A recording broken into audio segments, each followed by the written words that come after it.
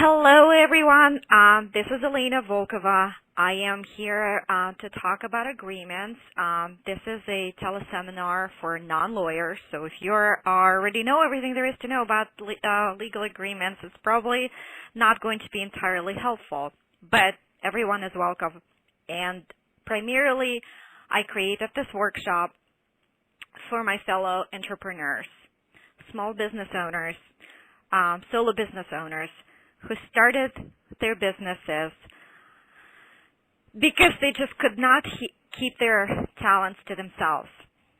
When I'm talking about agreements and client service agreements, I primarily think about the countless men and women who came to my office feeling desperate and insulted and a little angry with their clients for not getting paid, for being overworked, for the clients who are cranky, for the clients who are not appreciative of the services that are being provided to them. We all go into a service business from a place of passion. For all of us, including me, it's something we cannot help but do. I knew that when I decided to practice law and continue to practice law, I knew that I just could not stop giving advice.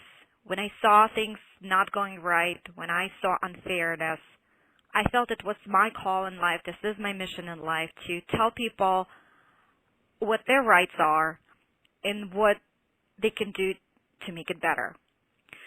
And I believe that a lot of you who are on the phone today, who are in the service industry, feel the same way. You just can't help but do what you do. The purpose of this call is to talk about how we can structure our client relationships in a way that make us happy, in a way that we don't feel taken advantage of, in a way that we know what's going to happen. You know that we're going to get paid, and we're going to get paid the right price, and we're going to get repeat business, and we're going to get rave reviews. So how do we do that? It's my strong conviction that having a clear, plain English service agreement is a start to any good client service relationship. When I see a well-drafted agreement that comes from my photographer, comes from my coach, comes from my contractor, it gives me a peace of mind. It gives me peace of mind knowing that that person went through the trouble of thinking of what this relationship will entail, thought through any potential issues that we may have, and set up clear boundaries for both of us on how we are going to resolve any potential disputes. The value of a well-drafted agreement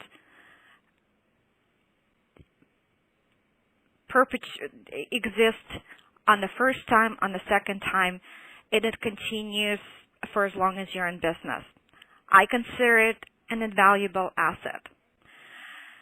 So any potential cost that you may pay to an attorney to get that agreement, the form of an agreement drafted, it will pay for itself both in money but also in a peace of mind, in the goodwill that it will create with your clients.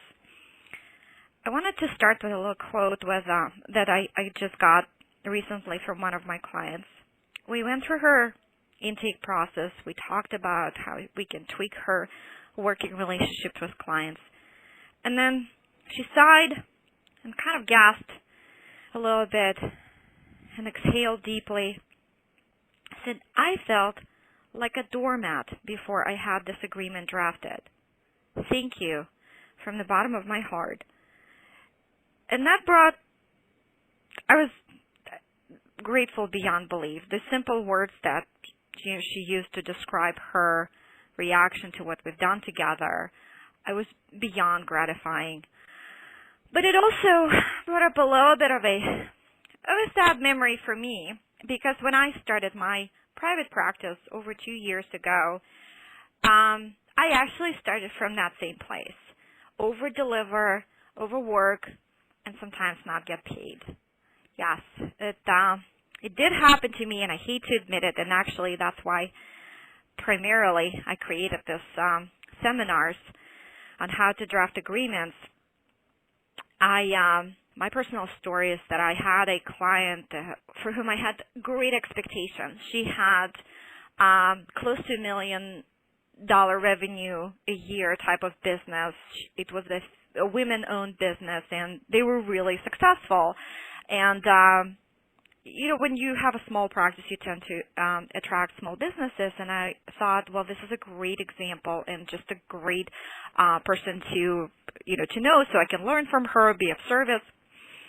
When we met with this lady and her partner, we talked about a lot of different things and a lot of different legal issues that were coming up in their business. And then I realized that she needed a lot of work. And at some point, she started to ask me what it would cost to work together. And right then and there on the spot, I outlined the scope of services and what is it that I will do for her and the price.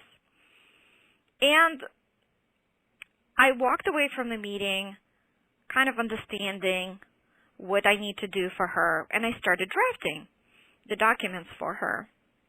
And then I realized, well, she never signed an engagement letter. She never prepaid me, which is my strong policy now and which I recommend to all of my clients. So, well, okay, I thought to myself, she's good for the money. We had a great relationship during the meeting. So I put in about, half a day of work, sent her my documents, and then she proceeds to tear them apart, saying that there are too many protections and that's not the way she wanted to go. And when I mentioned money, she comes back to me and says that she didn't think I deserved it. And I was speechless. I was just so shaken up. I couldn't believe this actually happened to me. I was so frustrated. And I was actually primarily mad at myself. I tell everyone that they have to have written agreements in place before they start working, and here I was, and it wasn't a large amount of money. It was actually less than $1,000 that I was hoping to get from her. But I got stiffed. I did not get my money, and I felt I did a great job by her. I felt I answered her questions, and I also probably prevented her from making some expensive legal mistakes. Still, the lady was not happy. She was not happy that there was no clarity about what I was going to do. She objected to my price, which I thought we agreed on. And to tell you the truth, the worst thing is that it's Manhattan. I live in Manhattan. It's a small town, and since the time we had that little dispute, there were many opportunities for both for her and for me to refer people to each other and kind of collaborate and maybe leverage our resources. I have trouble going to that lady to continue any relationship with her because the insult that I felt by not being paid is just it's preventing me from moving forward. So I do not want this to happen to anyone. I believe that we deserve to have our relationships with clients handled with grace and dignity, and I'm here to at least start you on this process. Okay, so in law school, it takes us about a year to go through the entire course on contracts. There are a lot of different permutations, and there's a lot of different things that go into a well-drafted agreement, simple language notwithstanding. But my main goal today is to focus you on the scope of services that you deliver to your clients. I want to walk you through a little exercise, making you understand internally how much time and energy goes into a particular project with your client, and then also how much does the client really need from you, given your particular expertise, and how much should you charge for that particular service. So with that in mind, I wanted to invite you all to I don't know if anyone is able to also view the slides, but if you can't see the slides, I will be sending them out, and I will also try to structure my presentation in a way that that you can all hear.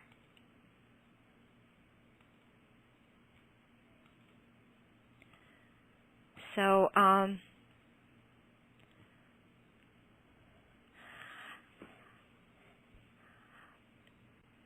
when I start drafting anyone's agreement, I primarily focus on the main information, and the main value that I probably bring is by having a conversation with a particular client to discuss what is it that they do, how do they make money. And you would be surprised that there are still quite a few people out there who are not 100% sure what their main offering is. A lot of people still do, let's say if you're a web designer, graphic designer, or a consultant, a lot of people still do project management. And project management is, I always say it's not exactly the top-end type of activity. It takes up a lot of time, and it's really better handled by administrative assistants. So when you go into consulting or any kind of professional relationship with people, you want to make sure that there's nothing that you do that is taking up a lot of time with very little return on that time. So if you're averaging, $30, $40 per hour working with a particular client, that may not be a good business model. So you may want to deconstruct your, client cycle to determine what are the best services and, the services that bring the most return on your time. That would probably be the best starting point. And then you have to focus on the benefits and results that you're going to bring to your client, and structure your services around a particular goal. A lot of providers out there, they often basically trade time for money, and they sell packages of massage sessions or workouts, fitness routine, and clients use them up, those hours without any expectation of reaching a particular goal, and also not understanding how this particular service provider is different from anybody else. And a lot of times the determination is primarily focused on how much does he charge per hour?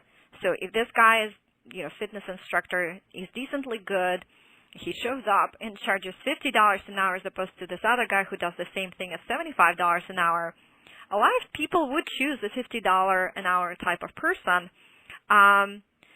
And it actually is not a great business model. So if you are still in the mode where you're selling your time by the hour, you may want to reconsider that and create services around a long-term project whereby there is a particular goal and benefit reached at the end, and price your services based on the value that you bring to the person's life. This is how I arrived at my pricing strategy. I've decided that, unlike most lawyers out there, in most situations I would not charge by the hour because, considering my years of experience, it actually doesn't take me that long to draft a certain agreement. But it does. But in my pricing, I do take into consideration that it took me 3 years to go to law school and another 12 to perfect the art that I do and the drafting skills that I have. And so that probably, if you take anything away from this particular topic, is to focus on what are the things that you do, that are so unique and bring unique results and outstanding results that would make people want to pay the price that you have in mind for them. Another thing I wanted to point out that as you grow, you may start with a simple agreement, but if you have a team of people working on your behalf, and if there will be a lot of people contributing to the project, then agreement is going to probably be adjusted for that, and it will become more complex, and a little bit more thinking power would have to go into that. For the regulated professions out there, like therapists, architects, lawyers, CPAs, you have to be mindful of the fact that you need to satisfy your professional requirements. The convention, in terms of who controls the drafting of a document, I always warn my clients against using somebody else's forms. If you are the service provider, the convention is that you must have your own form, and it is a custom in the industry that people accept your form and do not do extensive edits to it unless the agreement is hard to read. And so my advice on this is that even if somebody sends you their own form, you should still, if you're the service provider, you should assert your rights in that respect. So I wanted to turn you a little bit towards thinking about your business right now, and I wanted to give you a quick little exercise for a minute or so to jot down the activities and the services that are best for your clients that you love to do, and that would go on the left-hand side. And the activities and services that you do with your clients that are not the greatest return on your time, and also something that doesn't necessarily benefit them or you. And I wanted to give you just a minute or so to work on that, and that will prepare you probably for making some useful changes to the service agreement if you already have one.